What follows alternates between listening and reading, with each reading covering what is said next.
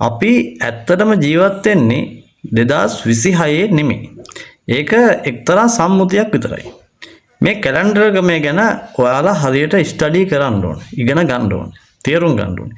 මම අද මේ කෙටි වීඩියෝ එකෙන් කැලෙන්ඩරේ හැදුනේ හැටි සහ ඒකේ ඉතිහාසය සහ ඇත්තටම අපි කොච්චර කාලයක් අද වෙනකොට කොපමණ වර්ෂ ප්‍රමාණයක් දුරද ඉන්නේ කියලා යම්කිසි ඉඟියක් ඔයාලට පෙන්වලා දෙන්නම්.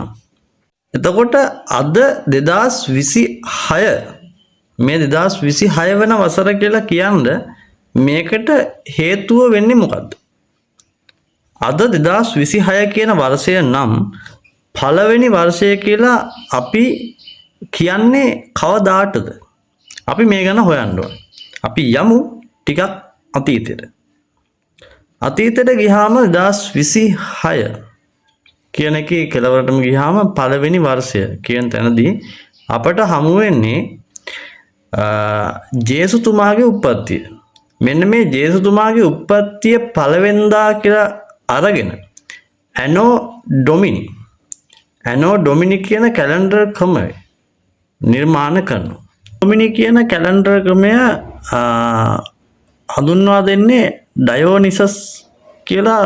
ඩයෝනිසස් තමයි මතක මේ භික්ෂුවක් කියලා තමයි කියන්නේ. ඩයෝනිසස් කියන මේ භික්ෂුව විසින් තමයි මේ ඒ කියන්නේ සාන්තුවරයෙක් වෙන්නදී භික්ෂුවක් කියන්නේ සාන්තුවරයෙක් වෙන්නදී ජේසුතුමාගේ උප්පත්තියේ ඉඳන් ඒ කියන්නේ අපේ මේ වටිනා පුද්ගලයාගේ උප්පත්තිය සිට තමයි මේ 2026 ඉස්සරහට එන්නේ කියන එක ඇනෝ ඩොමිනි ක්‍රමය හඳුන්වා දෙන්නේ එහෙමයි. ඇනෝ ඩොමිනි AD කියන එකෙන් අදහස් වෙන්නේ ඔන්න ඕක. ඇනෝ ඩොමිනි අපේ සාන්තුවරයාගේ ඒ කියන්නේ අපි සුද්ධාත්මයන්න් වහන්සේගේ වර්ෂයන් කියන එක තමයි එකෙන් අදහස් වෙන්නේ. ඊළඟ ක්‍රමවේදය තමයි BC කියන එක. BC ක්‍රමවේදයටත් මේ කැලෙන්ඩර් ක්‍රමය තියෙනවා. BC කියන්නේ මොකද්ද? BC before Christ. ඒ කියන්නේ ක්‍රිස්තු පූර්ව. ජේසුතුමා උපදින්නට පෙර කාලය කියන එක තමයි ඉංග්‍රීසි දර්ශනය. ඒ කියන්නේ එතකොට අන්න දැන් BC කියලා එකක් තියෙනවනේ. ඒ කියන්නේ BC කියලා එකක් තියෙනවා. AD එකට පෙර BC කියලා එකක් තියෙනවා. BC එකෙන් අපි අදහස් වෙන්නේ ජේසුතුමා උපදින්නට පෙර ඉඳන් වර්ෂ තියෙනවා. එතකොට අද අපි ඉන්නේ 2026 නෙමෙයි මේ. මේ 2026 වෙන්නේ ජේසුතුමාගේ උප්පත්තිය සිට ඉදිරියට අපි ආපු කාලේ. හැබැයි BC වලට ගියාම ආපස්සට BC කියලා වෙනම කැල්කියුලේෂන් එකක් වෙනම තියෙනවා. කැලෙන්ඩර් ක්‍රමයක් වෙනම තියෙනවා. එතකොට දැන් ජේසුතුමා උපදින්න පෙර බුදුන් වහන්සේ ඉපදුණා. බුදුන් වහන්සේ පහළනවා. ක්‍රිස්තු පූර්ව. කියන්නේ ක්‍රිස්තු වහන්සේට පෙර යම් කිසි ක්‍රිස්තු පූර්ව මෙන්න මෙච්චර කාලෙකින් භාග්‍යතුන් වහන්සේ ලෝකෙට පහළ වුණා. අන්නේ දවසේ ඉඳන් අද වෙනකම් වර්ෂ ගණන් කළොත් අපි ඉන්නේ 2026 නෙමෙයි. අපි ඉන්නේ 1569 මං හිතන්නේ බුද්ධ වර්ෂ. එතකොට අන්න බුදුන්ගේ වර්ෂ කියලා මේ වර්ෂ ගණන් කරන කැලෙන්ඩර් එක. හරිද? එතකොට දැන් එතරිනුත් මේක නිමා වෙනවද? නෑ. එතරින් මේක නිමා වෙන්නේත් නෑ. අපි තව ටිකක් මේක එක්ස්ප්ලেইন කරලා බලමු. එතකොට BC ක්‍රමවේදය ලෝකෙට හැවලා තියෙන්නේ මේ ක්‍රිස්තුස් වහන්සේව මූලික කරන ක්‍රිස්තියානි ක්‍රමවේදයක් විතරයි. මේක ක්‍රිස්තියානිටි මේ කැලෙන්ඩර් ක්‍රමය. හරිද?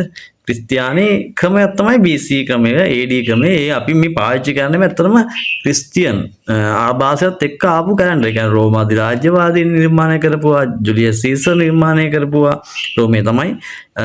එහෙම ආපු එකක් තමයි මේ අපි පාවිච්චි කරනද ලෝකේ පාවිච්චි කරන එක. එතකොට මේ BC එක හැමතැනටම ගැලපෙන්නේ.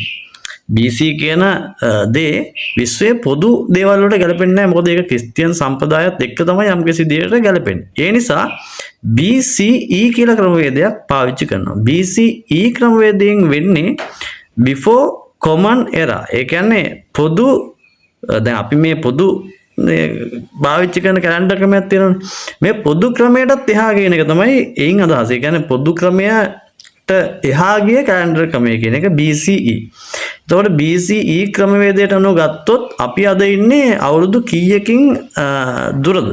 මෙන්න මෙහෙම මේ ලෝකයේ කැලෙන්ඩර් ක්‍රමය අපි හිතනවා වැඩිය සංකීර්ණයි.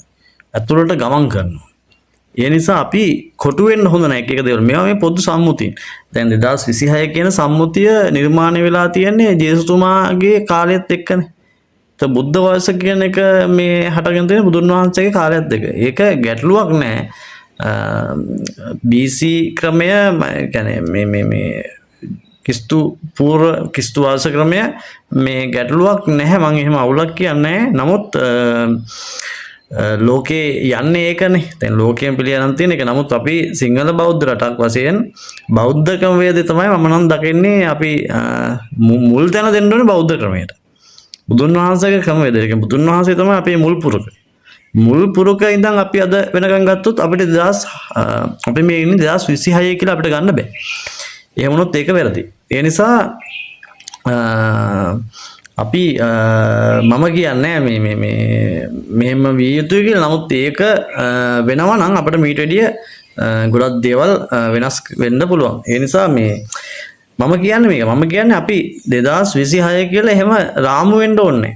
වසරකට රාමු වෙන්නේ නැහැ. මොකද මේක රාමු වෙන්න පුළුවන් එකක් නෙමෙයි. මේක මේ හරි සංකීර්ණයි. මිනිස්සයා කියන කෙනාම හරි සංකීර්ණයි. හරි අවුරුදු ගාණක් පුළුල් කෙනෙක්.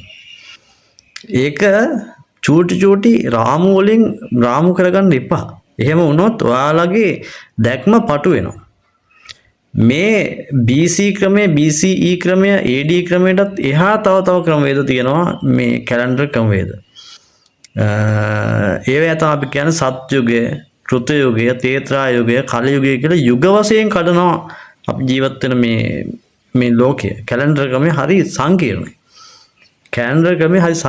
ඒ නිසා රාමු වෙන්න එපා.